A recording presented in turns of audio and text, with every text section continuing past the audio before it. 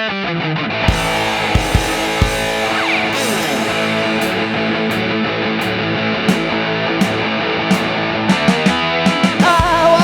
lumped up tonight. Listen to Rob Rossi and RockerMike on the only podcast that I'll hear that won't make me wanna rip off my ears. Oh, the Rock Show, the Rock Show, the Rock Show, the Rock Show, the Rock Show. The Rock Show, oh, I want the Rock Show.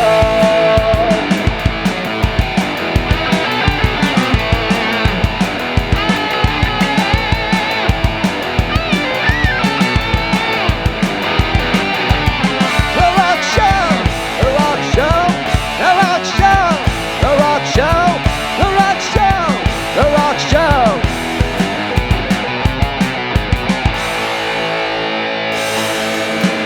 I want the Rock Show. Let's get lumped up. Welcome, everybody, to another Rock Show. I'm RockerMike. Rob Rossi is right there next to me. And today we're talking about these guys, the Hellacopters. I've been trying to get to these guys for a couple of years. They're one of my favorite bands of the last 25 years. And before we jump into it, just want to mention that this episode is sponsored by Park Dental Care in Richmond Hill, Queens.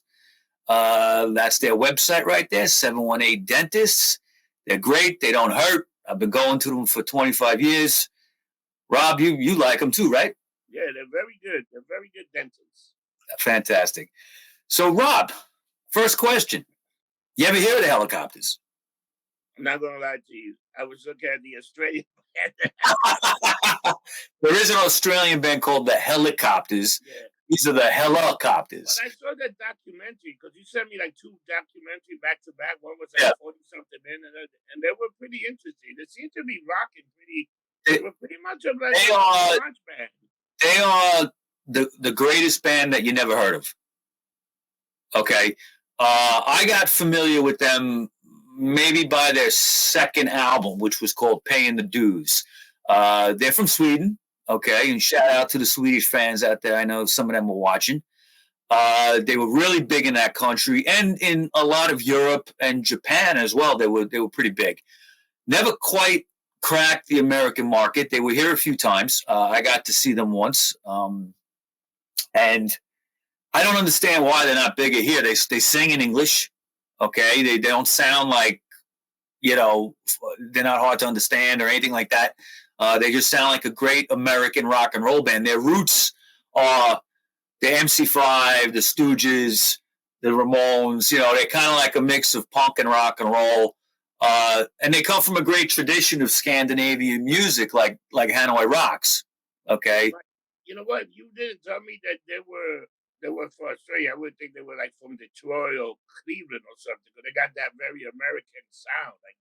Well, that's what I'm trying to say. I mean, I think that it boggles my mind that they didn't catch on here as much as they have, but that doesn't mean people don't know them. I mean, I saw them in New York City. God, it had to be early 2000s or late 90s. I forget.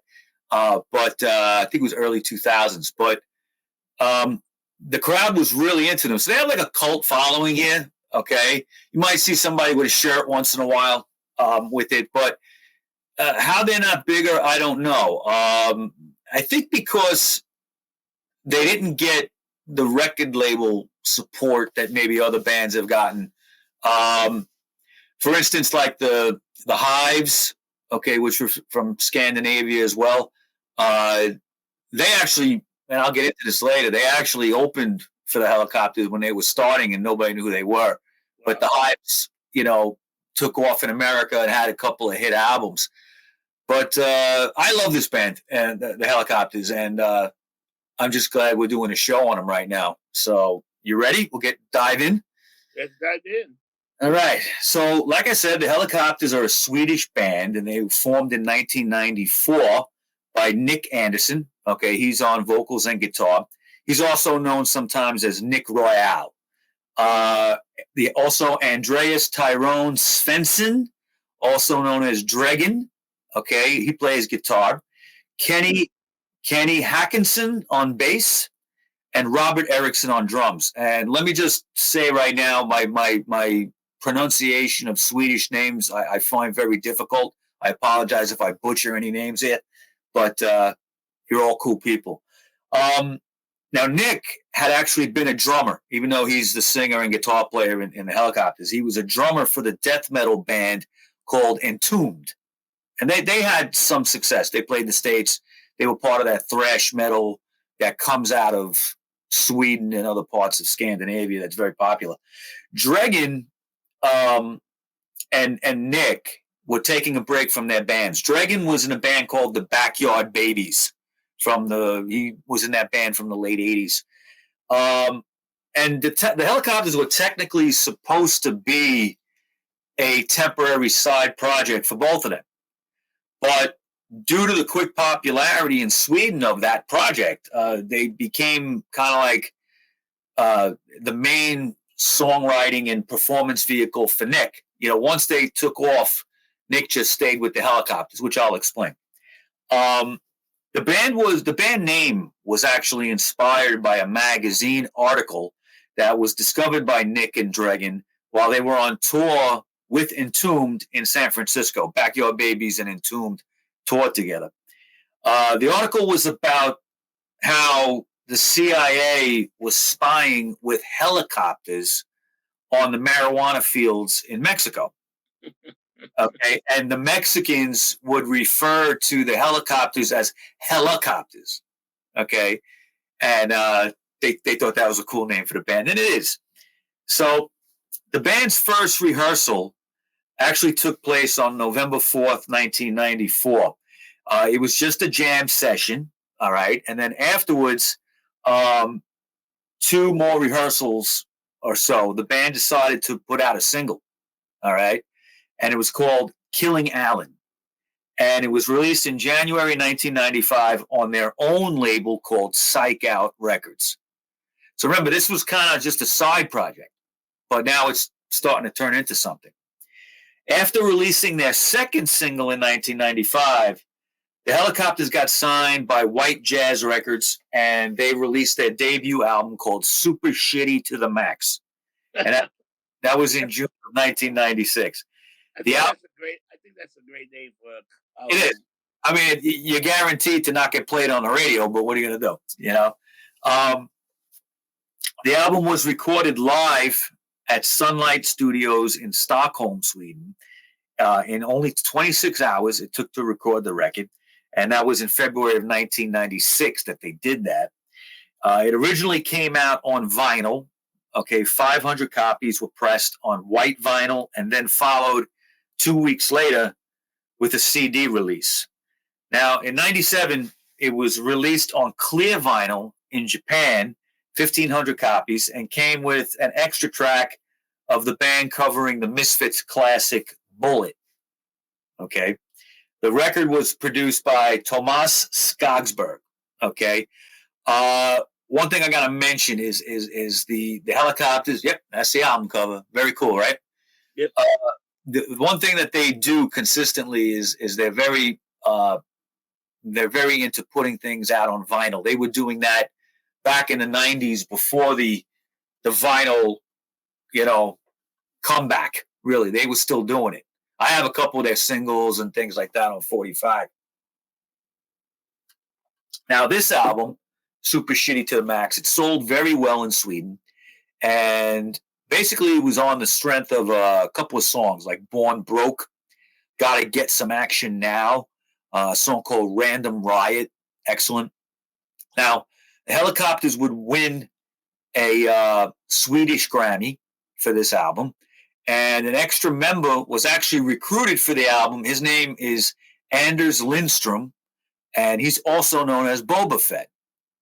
The guitarist, he was the guitarist for the Swedish rock band, the Diamond Dogs. He was recruited to play keyboards, all right, even though he played guitar for that Diamond Dogs. And he joined on the upcoming Scandinavian tour with Kiss that they had in 1997, in June of that year. In February of 97, a few months earlier, the Hellacopters recorded their follow-up album called Paying the Dues. And in my opinion, this is their best album, okay? This album was a multi-produced effort by Thomas Skogsberg, a founding member of the Diamond Dogs, and named a guy named Andrew Shit. Okay, now I don't know if that's his real name. Wow. I don't know if Shit is a Scandinavian name. I have no idea. And the Hellacopters themselves produced it. Now, on September 21st, the band... About this album, right? Paying the Dues? Paying the Dues, yep. There was a different album cover as well for that with them on it with a white background. It was released with 2 different album covers. Now, on September 21st, the band had a release party for Paying the Dues. It would be officially released October 1st, 1997 on White Jazz Records. That's Grande Rock. That's coming up. Like the first album, it had special colored vinyl pressings, and they would come out first, and then the CD would be released. The vinyl release would have an extra bonus track of the band covering the song City Slang, originally done by the Sonic Rendezvous Band, which was Fred Sonic Smith, his project after the MC5. In my opinion, even though this record didn't sell as good as Super Shitty, I think it's better. Okay, I think there's just something about this record. They tapped into something that was, 25 years, a sound from 25 years earlier out of Detroit. This album stands with anything the MC5 did, anything the Stooges did. That's how good I think it is. I think it's just one of these like timeless classics that when you hear it, you'll never forget it. So check it out. If there's any album by them, and I'm going to talk about all of them, if there's any album by them that you should get, it's this one. It's called Paying the Dues. So every song on this album is solid. There's really no filler. There's no ballads, nothing like that. Their MC5 and their 70s Kiss, which is also a big influence on them, it really shines through, okay? And, of course, you could even hear elements of garage rock and Motorhead in there. I believe they cover a Motorhead song on another album. I think it might be on the Cream of the Crop compilation called Speed Freak. I forget which album it's on, but they cover the Motorhead song of that. So Motorhead was a big influence as well. The opening song on this album is called You Are Nothing, and it basically sets the table for this sonic blast that, like I said, you'll never forget. The last track is called Psyched Out and Furious. There's 10 songs on the whole album, and, it just blows it out of the water. Okay, so get that record. Now, after the release of Paying the Dues, Nick left Entombed to concentrate entirely on the Hellacopters. Okay, so he gave up on Entombed, liked what he was doing with the Hellacopters, and that was going to be his main songwriting vehicle.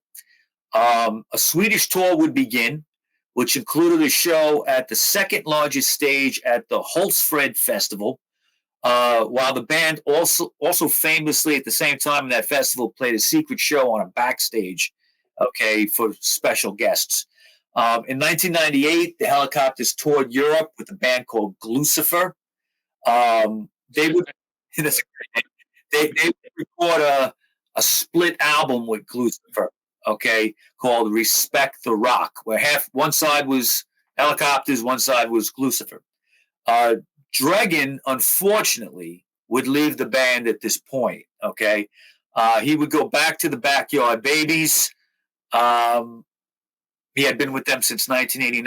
I guess he felt some loyalty towards them. I'm not really sure. He did leave them in the middle of the tour, and they were kind of stuck. So they recruited 2 guitarists, one named Chuck Pounder and one called Matthias Hellberg. Both were well-known Swedish musicians. They would soon begin a tour of Scandinavia and the U.S. and Canada.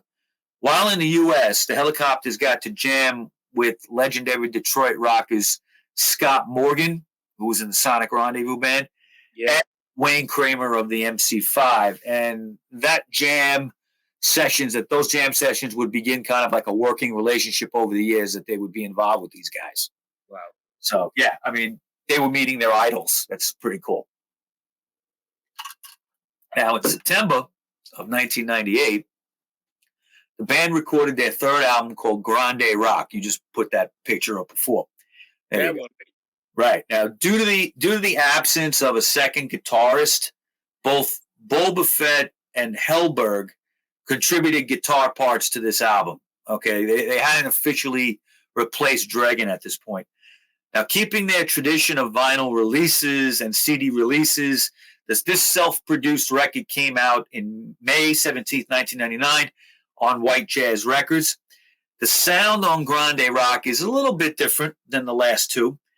It was recorded in an old studio in the Swedish forest, okay, where the band learned some older kind of recording techniques from a guy that was in the business for a long time. The album has like a 70s classic rock feel to it, okay? That's what they were looking for. They were looking for an older kind of sound. Okay, and we're talking the late 90s. Everything was starting to be digitized. You get kind of a more of a raw sound when you record it in an old way, meaning probably analog. Okay, sometimes sounds bleed over. It's not perfect, and that just creates a different kind of atmosphere than to record something so clean. You know what I'm saying? And that's a big thing now too. Is there's a lot of bands that look for old studios, old analog studios. There's not that many left in the world, okay? One band, we did a show on these, if you remember, was the White Stripes, okay? And I think it was the album Elephant, right? That they recorded that way. Strictly on analog with old vacuum tubes and everything like that in the studios. And the Hellacopters were interested in that kind of thing too. So Grande Rock actually broke into the Swedish top 10 for 1 week. The strongest tracks on this record are the songs Paul Stanley, Move Right Out of Here, and a great one called The Devil Stole the Beat from the Lord. Okay. Now, for this ensuing tour, the Hellacopters hired American guitarist Robert Dahlquist as a full-time replacement for Dregen. The band would soon tour with Wayne Kramer, the Nomads, and a band called the Powder Monkeys. In 2000, the band would head back to the studio to record their first record with their new guitarist, who by then had earned the nickname Strongen, or Strings, okay, because he used to break strings all the time at rehearsals. He played so hard, he would break strings. It was also the first time they would work with producer. His name is Keesby. Okay, hope I'm pronouncing that right. And he had worked with Sahara Hot Nights and the Nomads. Sahara Hot Nights was a cool girl band from Scandinavia that would have a couple of minor hits in America around that time. Right, this new record, and you're showing it there, it's called High Visibility, spent 12 weeks on the Swedish charts and would go on to be gold in that nation. The band set out on a Scandinavian/European tour with a then unknown band called the Hives, and that was their opening for them. High Visibility was released in America. It was the first one that was released. Strictly everything were imports before that.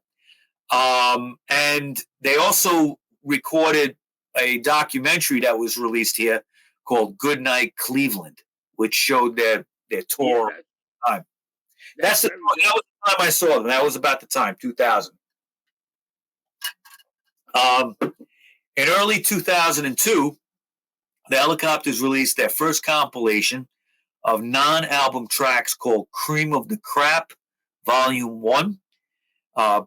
There would be a Volume 2 that would come out a couple of years later, and both releases came with a half of a poster. So when you got the second one, it made one whole thing. What about this, right? Yeah, that's Volume 1, I believe. Volume 2, I think, has like a pink background, but it's like the same kind of cover. And this one. Yep, like a reddish. Yeah, that's right. And unfortunately, they've only put out 2 of these, and I know that they've got a lot more material that hasn't come out, but they just haven't put out another. This is all like B-sides and unreleased stuff. One of the things that stands out on the first one is their version of "Gimme Shelter" from the Stones. Okay, great, fantastic version of that.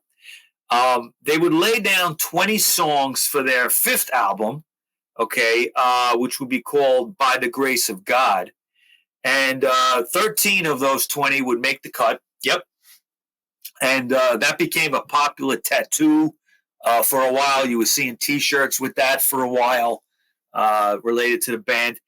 And that album was recorded at Polar Studios in Stockholm, very popular studio in that city. The title track, "By the Grace of God," spent 7 weeks on the Swedish singles chart, and the record would be another gold one for the band. Okay, the band would then find themselves opening for the Rolling Stones and also ZZ Top in Stockholm and Helsinki. Okay, when they were making their way through Scandinavia. Now, before recording their next album, the Hellacopters decided to take a break. They wanted to focus on some side projects. Nick worked with a band with Scott Morgan from Detroit called The Solution. It's kind of a soul band, a little different than what he was doing before. They released a record called Communicate. That came out in 2004. He also contributed backing vocals for the Cardigans. Remember the Cardigans? Oh, yeah. Okay. On their album Long Before Daylight. Just a quick side note. I'm not a big fan of the Cardigans, but that song, "A Love Fool," that was a big hit, okay, was not indicative of their sound. Okay. They were a very different band. That was the biggest thing they had. That was their biggest hit in America, but they didn't sound like that. They were like more of a heavier band. Yeah, they were like a one-hit wonder too. That was a one-hit wonder. Yeah, they really didn't do much in America after that, but they released a lot of records in Scandinavia, in Sweden mostly. Okay, and they were very big there.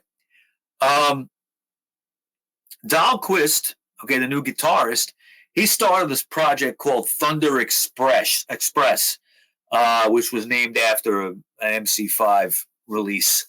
It was later renamed Dundertaget, which I think probably means the same thing in Swedish.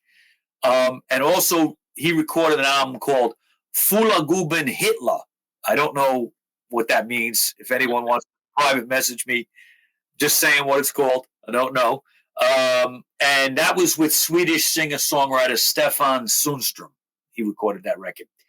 Now, on that album, the cover of that record, Fulla Gubben Hitler, Dahlquist is pictured suspended on a cross. Okay, so it's a little out there. Now, he actually toured that album with former Helicopter member Matthias Hellberg, the replacement they had for Dregen in the beginning. In 2005, the Helicopters would get back together to record Rock is Dead. Okay, and the CD release came with a 25-minute bonus DVD entitled Poking the Stiff, which chronicled the recording of the album. Okay, and the vinyl release once again came on colored vinyl. They were still doing their vinyl releases. And a picture disc was actually created as well. A label put that out in Europe. The album's title, Rock is Dead, is referring to basically the band's general attitude towards rock and roll at that point. That was in 2005. And you know, by that point, rock really kind of was starting to be out of the consciousness of people. You know, kids were not being familiar with it. You know, if you remember 2005, what was big? Just a lot of like poppy, yeah, you know, stuff like that. It's already, you know, more than 15 years ago. You're talking 17 years.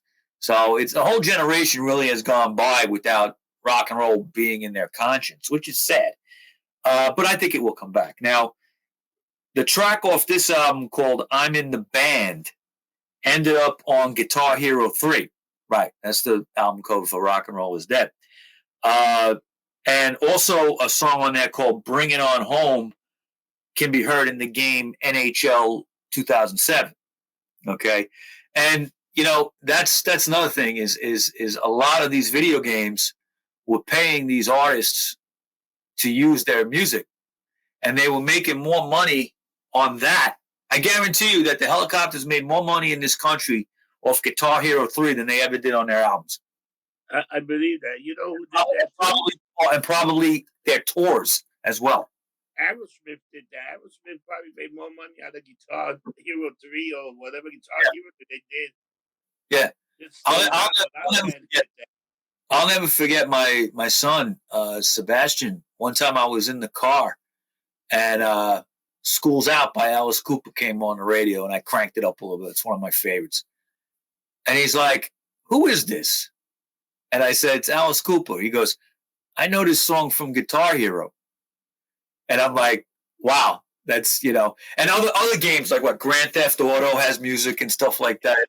Yeah. Has a lot of, they always use like the old school 80s soundtrack. And, metal songs and things. Yeah. Yeah. I don't know. I mean, I guess it's good. It's another way to promote the music, right? Yeah. So these guys, they've been doing albums. They have some kind of success, but I'm still shocked that they didn't really break through. Like, they should have totally been here making it big in the U.S. They came I think they came at a strange period in America. If you remember the late 90s, early 2000s, really, grunge was over with. Grunge had been over with for 7, 8, 9 years. And, what was out there? There was nothing. There really wasn't any kind of rock and roll. It was all soft stuff out there. Yeah. So they weren't going to get the airplay. Had they started maybe in 90 or 91, they might have rode the coattails of some of that grunge stuff and been bigger, But they just came at a time when they did. It was just not a good time for that kind of music. Yeah. And to be honest with you, Rob, most of the best bands in rock and roll, never really caught on, not that I'm only into obscure things, okay, but it's just sometimes things are better off underground, and that's where rock and roll is now. And I think it's going to reach a point where it's going to come back and hopefully people take a chance on it and start playing it again in bigger ways than they're doing now. But this album, Rock is Dead, we were talking about, it got to number 3 in Sweden, and it also went top 20 in Finland, next country over. In March of 2006, the band embarked on their first American tour in 3 years, and also toured Sweden with the Hives and the Backyard Babies on what was called Where the Action Is tour. The track, Nothing Terribly New, was also mentioned several times as one of Steven Van Zandt's favorite new garage rock songs. Wow. Little Steven, when he started his garage underground garage show, he did give a little props to the Hellacopters. I had actually written him a couple of times saying you got to play these guys more. I emailed them, but they didn't play them that much, just a little bit. October 12th, 2007. The Hellacopters announced that they would be breaking up. Okay, after their next and 7th release, it was an album of cover songs called Head Off, and the band claimed they wanted to quit while they were still on top. All right, even though they hadn't totally broken the American market, they were still big in Europe, particularly Scandinavia. They wanted to just, leave while they were on top in that country. And Head Off was an album of covers, but it's one of these cover records that every song on there is an obscure song, so you wouldn't even know unless you knew the music that it was a covers album. Okay, wow. Which is an interesting way to do a covers album. Okay, 2 songs that nobody really knows. They know them because they were mostly Scandinavian. A couple of American bands were on there as well, but the album debuted at number 4 in Sweden, and it went top 20 in Finland. The last Hellacopters shows were played in Stockholm on October 25th and 26th, 2007. Several friends and band members would join the Hellacopters on stage at these final shows, a couple of past members, things like that, a lot of jams with people on stage. Now, after the breakup, band members went on to do side projects and solo efforts. In March of 2016, the first biography book of the band was released in French, with an English release, I believe, in 2018. On February 3rd, 2017, guitarist Robert Dahlquist died at the age of 40. He had an epileptic seizure and he drowned in his bathtub. Oh my God. Yeah. I don't know too much of the details. I remember hearing about this, reading about it on the internet. He was touring. He had some solo concerts lined up. The Hellacopters were about to announce their comeback. Okay. He passed in February of 2017. Okay, let me back up here a second. In 2017, he announced that he was going to go out on these solo tours, and he sadly passed away. But in April of 2016, the Hellacopters had announced that their original lineup would reunite for the 20th anniversary of Super Shitty to the Max. They did play some rock festivals. Okay, not sure if Dahlquist was part of this. It was mostly about their original members.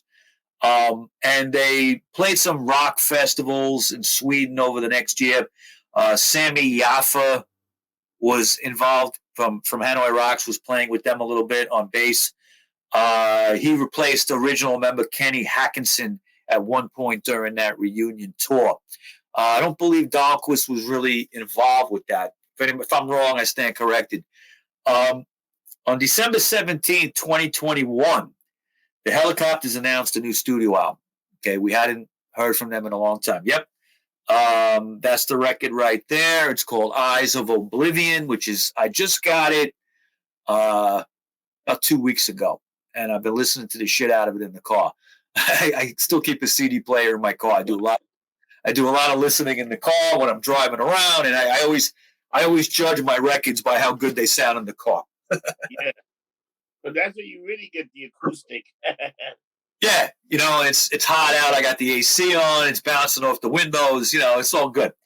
The album was released in April of this year, and it got rave reviews. 2 videos were recorded, which you can see on YouTube. A song called Reaper Hurricane and another song called So Sorry I Could Die. Great songs, great videos. And right now the band is currently on tour in Europe. Wow. So hopefully they're going to come here. I'd like to go see them again. I'm going to keep an eye on that. This show will be up in November, I believe. Okay, the Helicopter show we're recording right now. So let's hope that by then they may have come around, or they are about to. I think that they're just waiting for a lot of these venues to really reopen again. I mean, so many bands are holding off coming here right now because of all the COVID restrictions that are still in place. Someplace. It's ridiculous. Yeah, I mean, recently the Damned played with Blondie, and Captain Sensible is not playing all these shows because he's not vaxxed, and there's stuff going on with Blondie wanting everybody to be vaxxed. So I don't know. I mean, let's hope some of these bands can really come back, because we're done with this COVID shit. Bring on monkeypox. You know what? That's the new one. That is the new one. I wanted to show you the cover. You would talk about the Jesus.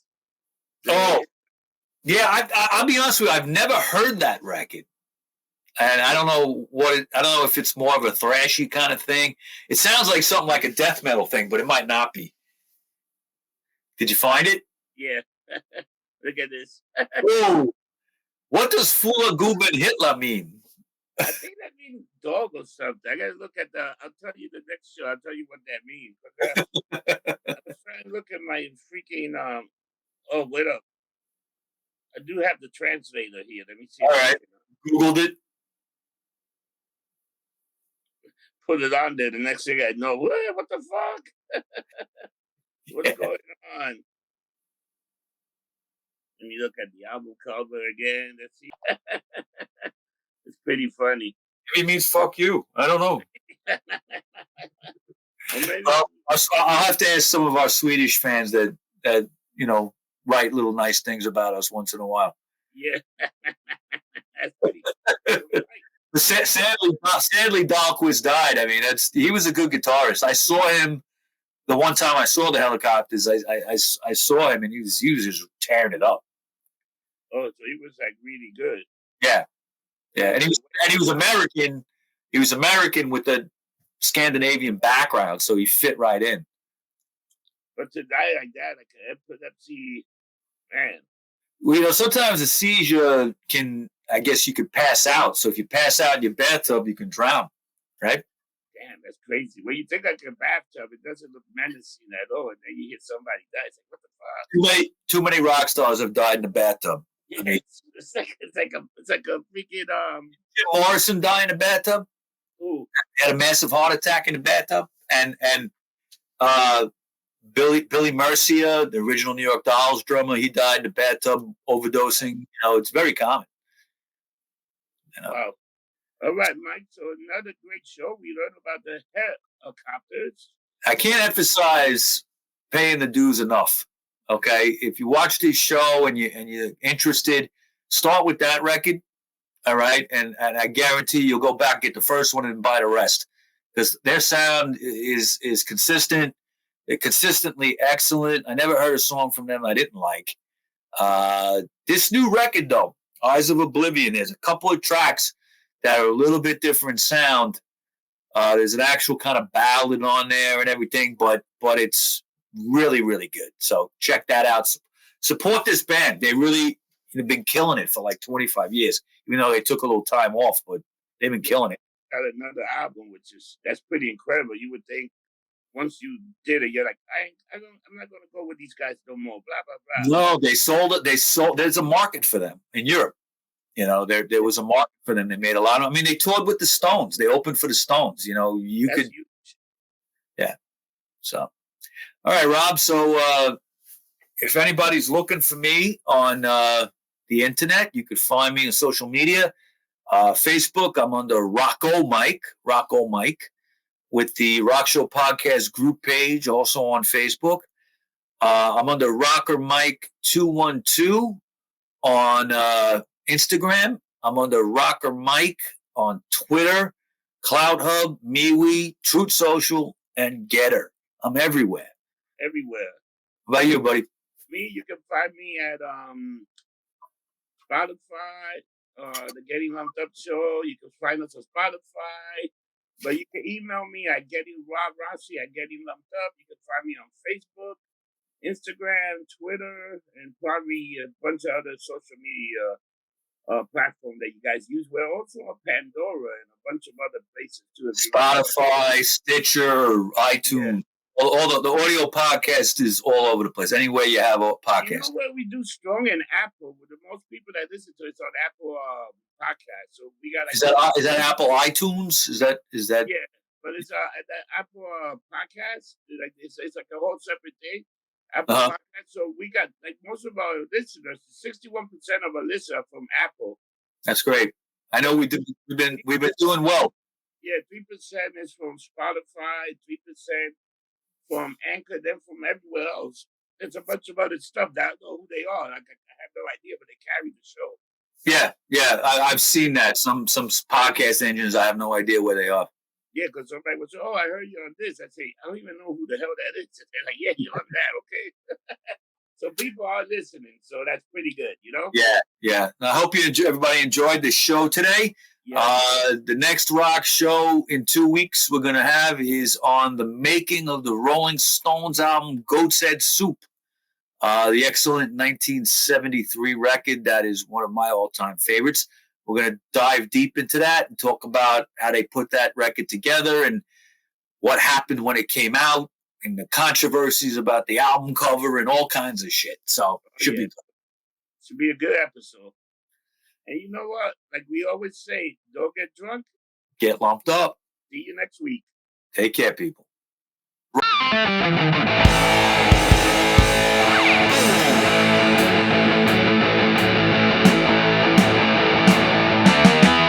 I wanna get lumped up tonight.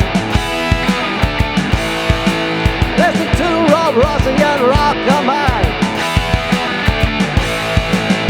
On the only podcast that I'll hear that won't make me wanna rip off my